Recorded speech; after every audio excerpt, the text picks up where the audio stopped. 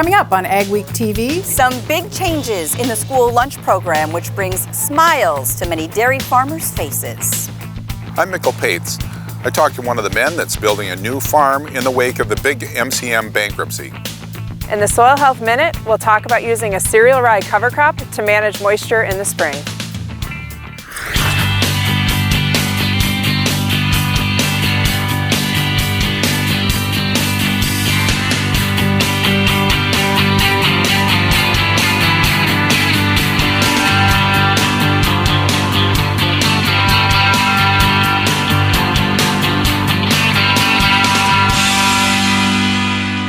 Welcome to AgweekTV. I'm Rose Dunn in for Shauna Olson. A major farm bankruptcy earlier this spring sent shockwaves through the ag community. Ron McMartin farmed nearly 40,000 acres in the northeast corner of North Dakota, but he filed for bankruptcy in February. Now some major landowners are taking over about half the acres in the McMartin operation.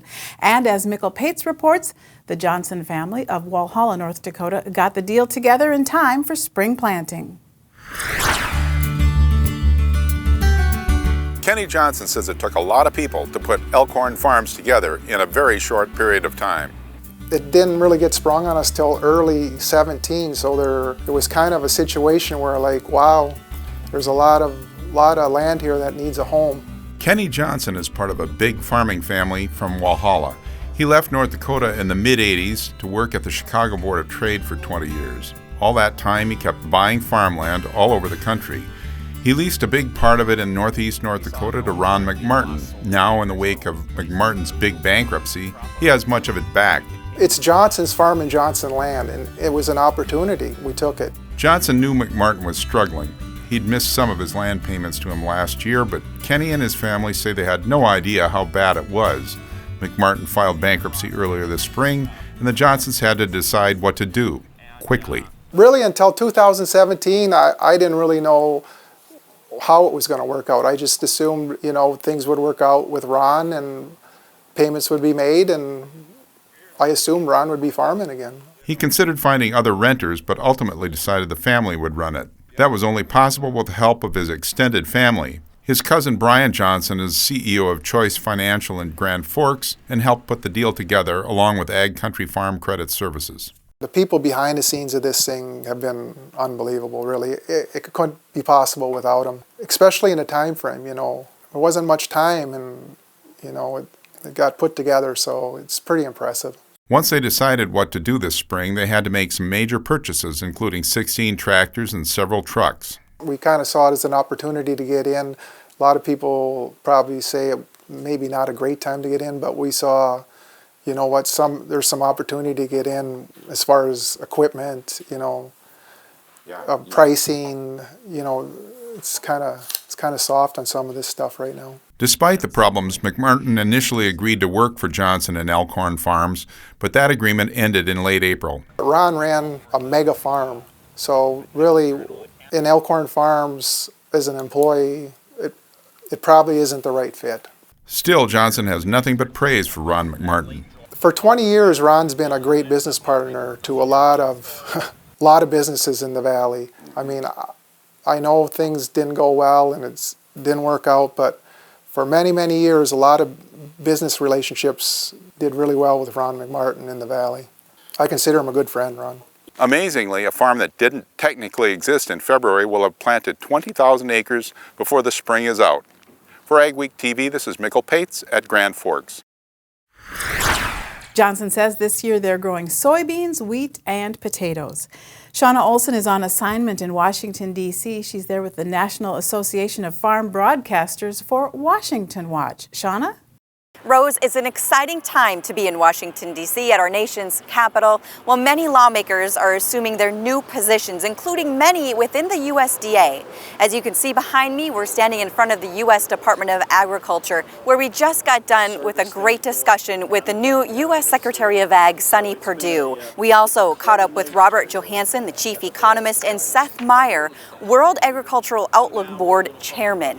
We also had a chance to catch up with some of the top leaders in corn, soy, wheat, and dairy and talk to them about the new Trump administration. There's a lot of optimism here in Washington.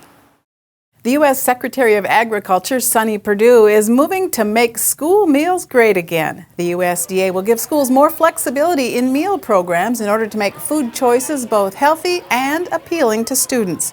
Perdue signed a proclamation this week which begins the process of restoring local control of guidelines on whole grains, sodium, and milk. Those dietitians and food service professionals in our schools, they have a pretty good idea. They're professionals about preparing nutritious meals. They were having difficulty finding whole grain pasta that was really workable or palatable in those schools. And when they saw those kids kind of taking a tray and going and dumping it in the trash can and then leaving school and going by a fast food or convenience store and picking up all those kind of things and that are not healthy, then that was a pretty easy call. The plan will reinstate 1% low-fat flavored milk in the school lunch line, which has been absent since 2011. Chris Galen with the National Milk Producers Federation says that threatened the long-term nutritional health of our kids. What we've seen happen in the past 6 years is not only have kids been consuming less milk in schools, they've even been eating fewer school meals overall because they haven't had that low-fat flavored milk to go with the foods. Galen says this move will be a really good boost for nutrition in schools. Coming up next on AgweekTV, in our Soil Health Minute, we'll talk about using a cereal rye cover crop to manage moisture.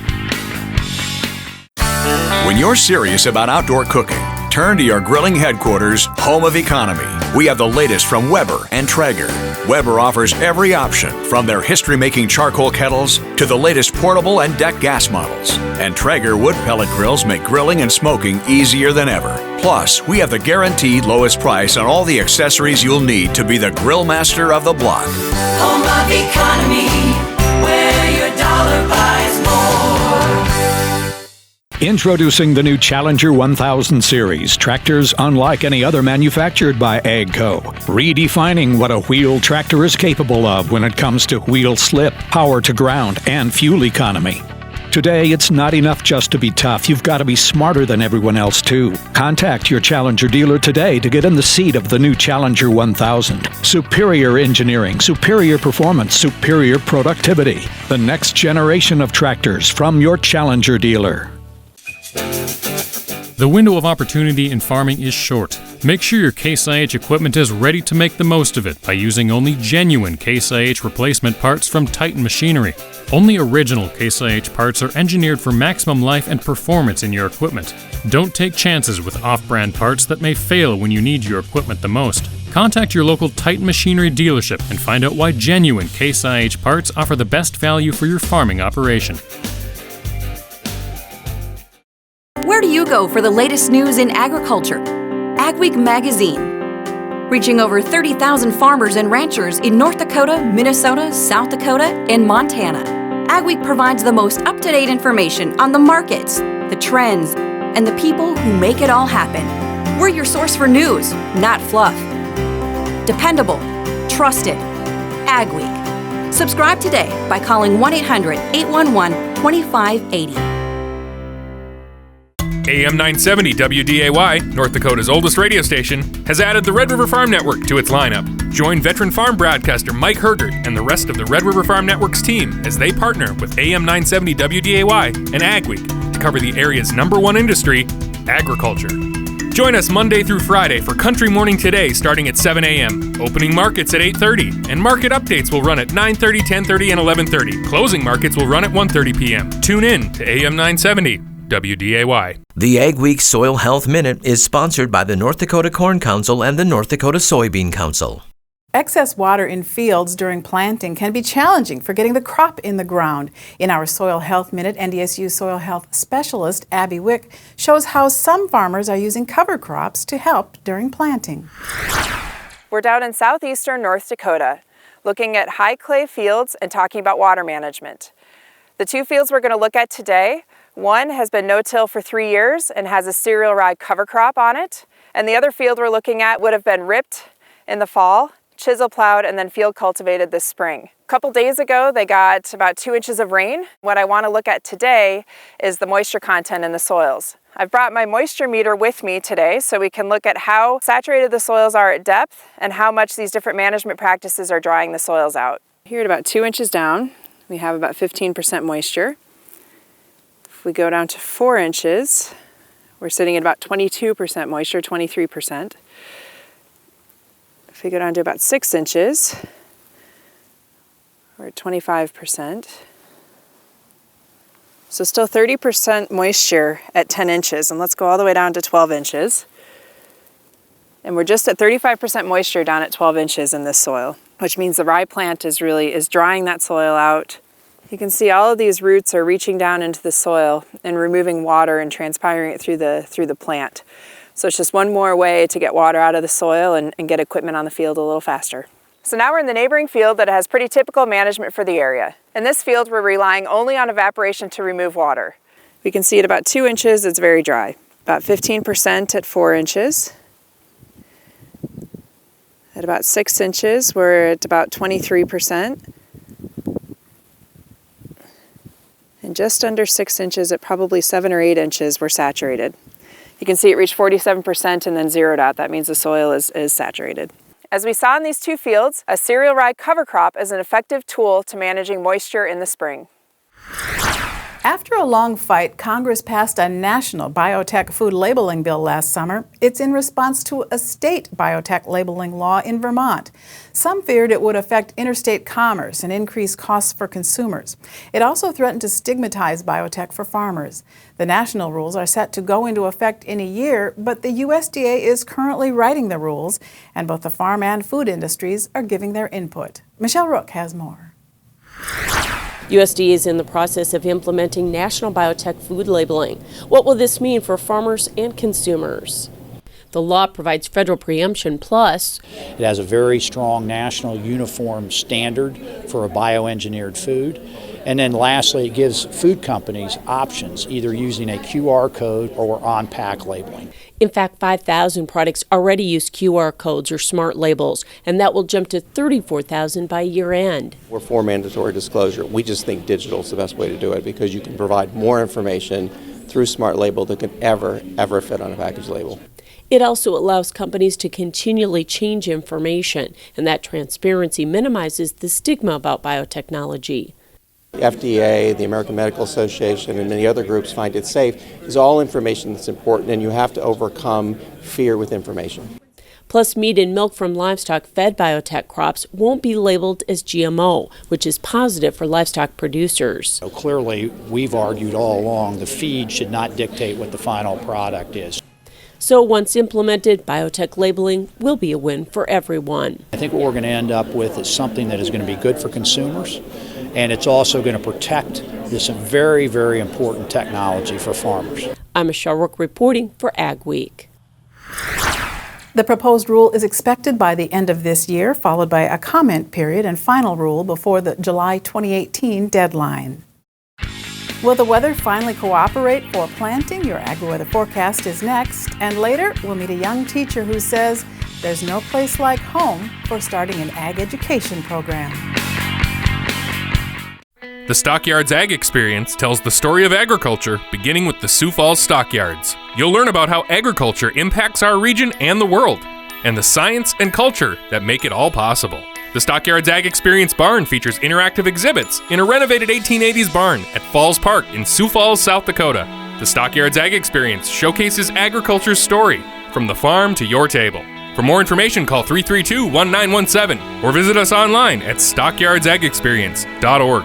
United Lease and Finance has been doing business since 1987. A full-service lease company handling lease transactions from inception to close. Did you know you can lease auction items? Get pre-approved before you go. With leasing, you get flexible payment plans, improved cash flow, great rates, and easy terms. And leasing does not tie up credit. Contact Roger, Troy, or Dale today and let them show you how you can lower your cost per acre at 1-800-550-1827. Advanced biofuel for America's diesel engines is clean burning and made from renewable sources like soybean oil. Biodiesel fuel works in any diesel engine, reducing emissions, helping us breathe cleaner air. Biodiesel adds value to North Dakota soybeans, creating jobs, improving the environment, increasing our energy independence. Biodiesel, it starts with soybeans, It's fueling America. Martinson Ag Risk Management offers a variety of crop marketing and crop insurance packages to our customers. With over 40 years of experience, our dedicated staff works hard to ensure you get the best advice on crop insurance, marketing, and risk management. Contact Randy or any of the staff at Martinson Ag Risk Management today at 701-205-4200 or visit us online at martinsonag.com. Where do you go for the latest news in agriculture? Agweek Magazine. Reaching over 30,000 farmers and ranchers in North Dakota, Minnesota, South Dakota, and Montana. Agweek provides the most up-to-date information on the markets, the trends, and the people who make it all happen. We're your source for news, not fluff. Dependable, trusted. Agweek. Subscribe today by calling 1-800-811-2580. The jet stream pattern this week is evolving into a high amplitude weather pattern. Now we'll see this from time to time. This is not, I don't want to set this up like it's some kind of a freak thing. It's most common in the springtime, but it hasn't really happened to this magnitude in several years. High amplitude, by that I mean the jet stream goes way up north, way down south, way up north, way down south, and in this case it actually continues like that. Each one of these W shapes is known as an omega block, and the block is key because that means that the pattern tends to be fairly slow to change. There'll be subtle variations, but not great ones. But this pattern is a little different than just a standard omega block. First of all, let's take it through this week. It will meander a little bit, but it won't really change positions all that much. And underneath this area where the jet goes up north, we get very warm and dry conditions. Where the jet goes south, we get very cool and wet. So we're going to have a big difference this week between the Great Lakes and the northern high plains. You want to see it again? Let's go back into the present and put it forward. We're not seeing any great changes here. We're just seeing some subtle slippages around North America. The interesting thing about this pattern, though, is that this time, it's not just over North America where it's like this, but it's really like this around the entire globe. Take a look. The jet stream is high amplitude out across the Atlantic, and then there's another big wavy pattern over Europe. Asia has the same thing, and the Pacific Ocean. It's a worldwide weather pattern, and it looks like the way it's setting up, it may be this way for a while. So wherever these ridges show up and stay, it's likely to be warm and dry for some time. Wherever it looks like this, it's likely to be cool and wet. But subtle differences can make a big change. Well, this week, let's take a look at how that impacts our weather. Fairly warm, in fact, in some cases hot, 80s and 90s will be building up into the plain states. It'll be cool in the Northeast and in the Pacific Northwest the next several days. And of course, as this jet stream meanders a little bit, some parts of the upper Midwest and northern plains may cool off a bit, but probably not permanently. With the presence of this ridge here, there's always going to be the location and placement of some warm temperatures nearby. What does that mean for the precipitation? Well, generally speaking, there isn't going to be a lot. We'll see a few offshoots come across the Pacific, shoot across the northern plains, probably not doing much more than making some showers, and then we'll eventually see wet weather set up and take up residence in the Northeast and in the Pacific Northwest. And the middle likely won't have a whole lot of precipitation. As we look ahead to the second week, the warm, dry weather will likely persist through the middle part of May throughout the northern plains and upper Midwest, while the Great Lakes are more cool and wet, and the difference will make all the difference in the world. So warm weather, dry weather will likely continue, which is great for planners. This is Dennis Belisky reminding you we do auctions and we do them well. You've built your operation with hard work, and when it's time to sell, all or part, you deserve the best. Details from repairs and preparation to promotion and settlements are not routine. Chances are you'll only do this once, so we'll tailor an auction just for you and get it done right. On-site at your farm or added to one of our highly successful Alaris Center auctions, we have the skill, reputation, and integrity to meet your needs with best-in-class commitment and quality service. Find us at resourceauction.com or call 701-757-4015.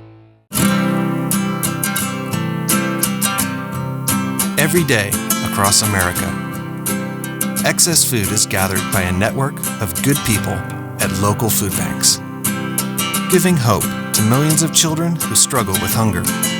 They've earned their wings, and you can too. Together, we can solve child hunger. Support Feeding America and your your local food bank at feedingamerica.org.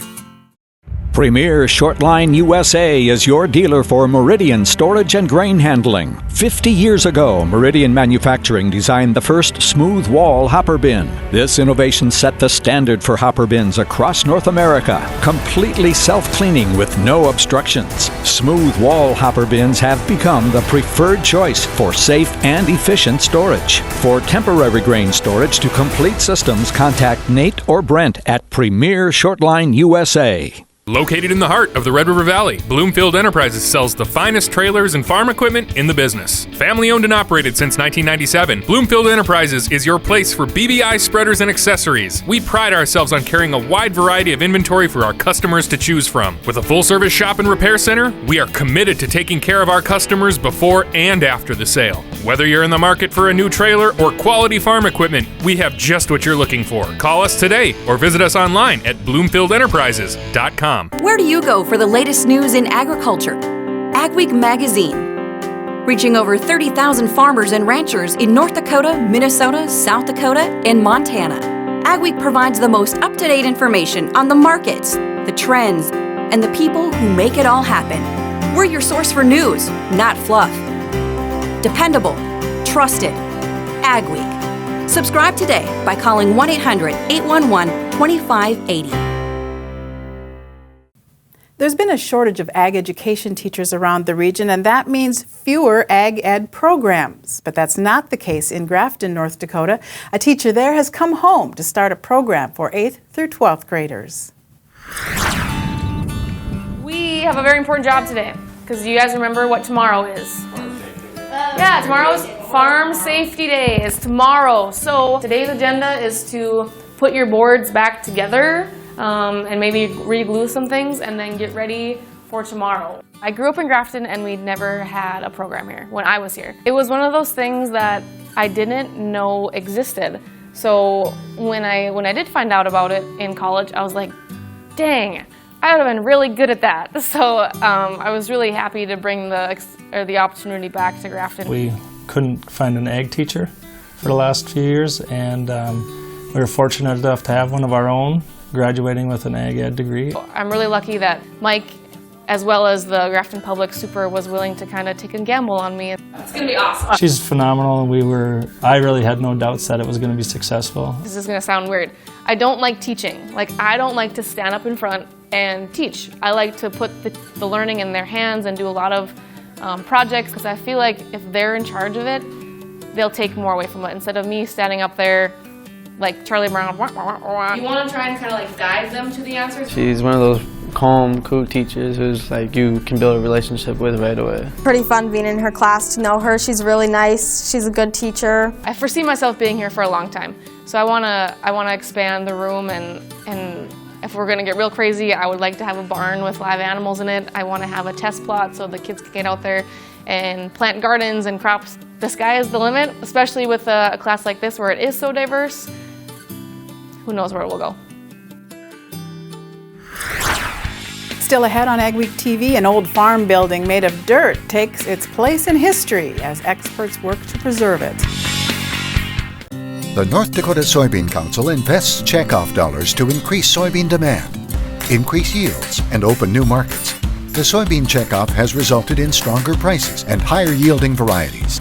Checkoff dollars fund research to bring solutions to farmers' greatest production challenges. Global demand for North Dakota soybeans for human consumption, animal feed, and commercial use has never been greater. Checkoff dollars, investing in a profitable future for North Dakota soybean farmers. Advanced Grain Handling is your regional dealer for grain handler dryers, bins, and accessories. With Grain Handler's continuous mix-flow drying systems, you're capable of high levels of grain dryer efficiency on all types of grain, including seed grain. Advanced Grain Handling also carries Batco belt conveyors field loaders, which minimize damage and help protect grade quality and germination performance of seed. Advanced Grain Handling has licensed and trained service techs and a licensed electrical shop. Contact Chad today. AM 970 WDAY, North Dakota's oldest radio station, has added the Red River Farm Network to its lineup. Join veteran farm broadcaster Mike Hergert and the rest of the Red River Farm Network's team as they partner with AM 970 WDAY and Agweek to cover the area's #1 industry, agriculture. Join us Monday through Friday for Country Morning Today starting at 7 a.m. Opening markets at 8:30, and market updates will run at 9:30, 10:30, and 11:30. Closing markets will run at 1:30 p.m. Tune in to AM 970. WDAY. Adventure awaits at the Farmers Union Camp, presented by the North Dakota Farmers Union. Farmers Union Camp is the perfect place for young campers to develop cooperation, teamwork, and leadership skills. Campers will enjoy theme nights, skits, games, talent shows, and more. Camps are held at Wesley Acres and Hart Butte in June, July, and August. Register by May 15th to get $25 off your camp fee. For camp dates and more information, visit us at ndfu.org or call 800-366-8331. Where do you go for the latest news in agriculture? Agweek Magazine. Reaching over 30,000 farmers and ranchers in North Dakota, Minnesota, South Dakota, and Montana. Agweek provides the most up-to-date information on the markets, the trends, and the people who make it all happen. We're your source for news, not fluff. Dependable, trusted. Agweek. Subscribe today by calling 1-800-811-2580. An old farm building made of dirt on the SDSU campus in Brookings is the subject of preservation efforts. It's called rammed earth and became popular in the 1920s and 30s. Builders mix soil with water and cement or fly ash and tamp it between forms. It makes a sturdy and sustainable building material. One of the original buildings is still on campus, and the South Dakota Ag Heritage Museum brought in an expert to help preserve it. Dr. Steve Burrows is an Australian architectural professor. He says these buildings are good for poultry because the earth walls allow the buildings to breathe, making them cooler and less humid. It fell out of favor in the U.S. in the 1950s, but it's still a popular building material around the world, especially in remote areas, because it's very sustainable and thermodynamic. If I was to take a cubic foot of material that we rammed, and I was to take a cubic foot of concrete, that concrete requires 1,500 times more energy than the earth material that we use. So if you're into sustainability, if you're concerned about the environment, we could build it with earth and certainly produce less CO2s if you're interested in that type of thing. The building is on the National Register for Historic Places. The museum hopes to use it as an outdoor education space. This week's Photo of the Week features Agweek's own Jonathan Knutson. John was recently named National Vice President of the North American Ag Journalists during the group's convention in Washington, D.C. On his trip, he visited the U.S. Senate and was in the gallery during Ag Secretary Sonny Perdue's confirmation. Jonathan takes over as president of the NAAJ next year. Thanks for watching this week's edition of AgweekTV. Remember, for all your ag news, go to agweek.com. We'll see you next week.